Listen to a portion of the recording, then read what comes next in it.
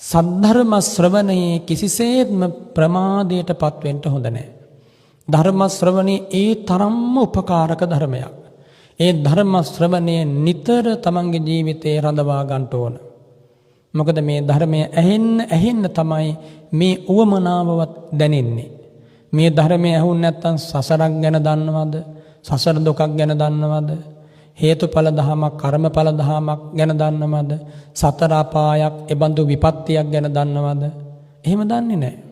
බුදු කෙනෙක් ගැන දන්නවද? ඒ පහළ වීමේ වටිනාකම ගැන දන්නවද? දන්නේ නැහැ.